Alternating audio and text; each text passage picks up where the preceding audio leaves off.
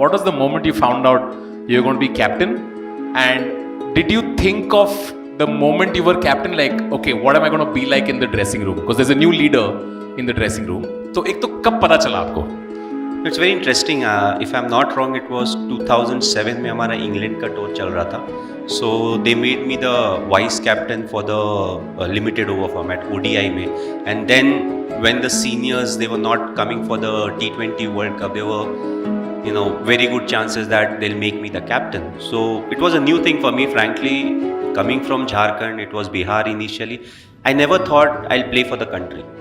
That was the first thing. So जब country खेलने का ही ड्रीम उतना बड़ा नहीं होता है तो you can not ever imagine even in your dreams कि you will captain the side. So it was a surprise for me. I was happy, yes, but at the same time I said how should I look at it. So I looked at it as an added role and responsibility that was given to me. Not to forget, I had seniors who were part of the side from long before. I was relatively new. 2004 December I made my debut. So I was like, I'll just keep it as a role and a responsibility. I will never think about myself as a captain. I don't want to change myself in the dressing room. Yes, I have that responsibility of picking the 11.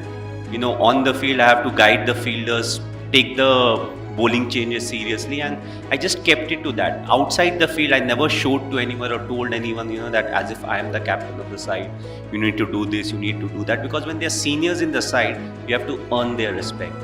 That's one of the most important thing. If you are a leader, if you are a boss, you want to have the respect of the people you are leading or representing. So for me, that was my biggest challenge. आप disconnected रहना पसंद करते हो. Does that help? Was that a conscious decision? Especially in our case, it helps in a big way because we are all humans. And जब आप India के लिए खेल रहे होते हो और if you are a known personality, then everybody has an opinion about you. आप कुछ भी करते हैं तो उसके बारे में एक opinion होगा. कुछ लोग अच्छा बोलेंगे, कुछ लोग खराब बोलेंगे. And as humans, if you are too much connected to the social media or the mobile phone, you are spending a lot of time over there. आपको अच्छा भी लगता है, बुरा भी लगता है. कई बार आपको पता होता है कि बात का कोई रेलिवेंस नहीं है, but because we are humans you still feel bad. So specially before big tournaments और when you are going through a lean patch, I always advise the youngsters, mobile से थोड़ा दूर रहो. इनफैक्ट अगर मोबाइल देखना भी, apart from how it is suppose to be use, अगर Instagram में हो, ट्विटर में हो या दूसरे सोशल मीडिया साइट्स में हो, don't get into reading the comments. You have to realize a lot of people, they comment for the sake of having fun. They also don't mean it, but it's fun for them. But when you are going through a lean patch, cricket mein ho ya life mein ho, everything starts to hurt. So anyways, you have so much pressure on yourself. You want to avoid any undue pressure.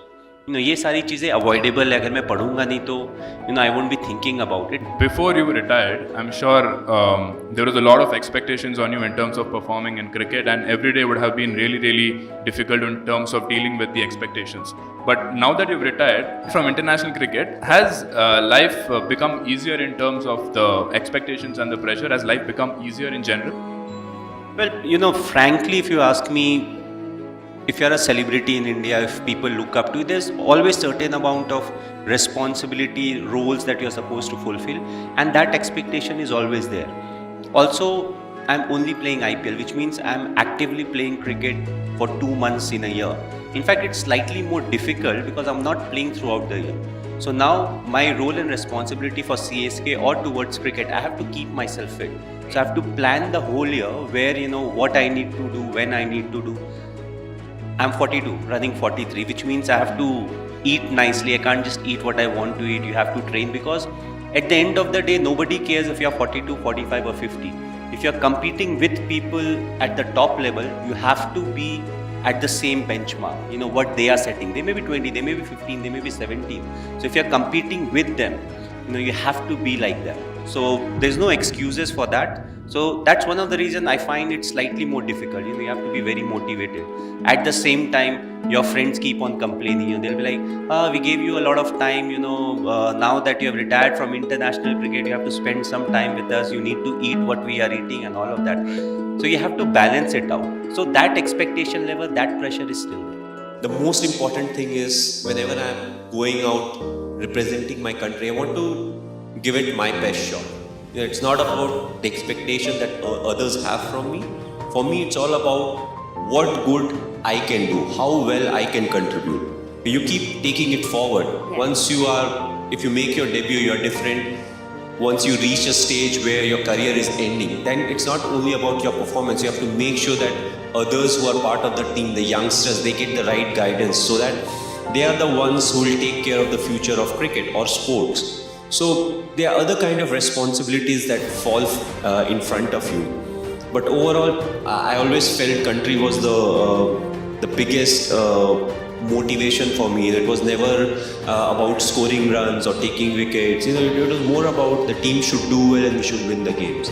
And that always helped because it kept things very simple. Once you start getting into the groove of I want to score runs, I want to take wickets, I want to do this, we play a team sport. So for us, it's always about, all of us moving together. And, what is something that you can do, but maybe some of the others can't do. To realize all of that and then to move forward, taking that added responsibility, that's what makes you, slightly special. Because you can always think about what is good for you, but what is good for the team, and then you keep moving forward with that decision is something that will make people appreciate you, especially the ones who are part of the team.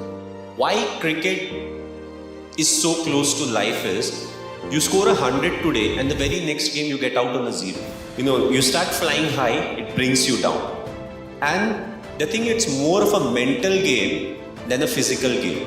It's the mind that is much more stronger, and mind is the most powerful thing. We all think it's a physical, I am tired, I can't run more. It's the mind that is telling the body you can't run. The small thing, the hard work, the discipline, the honesty, which fall into places which may or may not be in your control, also contribute a lot. But the most important ingredient, yes, hard work is there, dedication is there, passion is there, but I felt being honest is one of the most important things. To start off being honest to yourself. Unless you are honest to yourself, you can't be honest to others. And what it also does is, it helps you in accepting what the shortcomings are.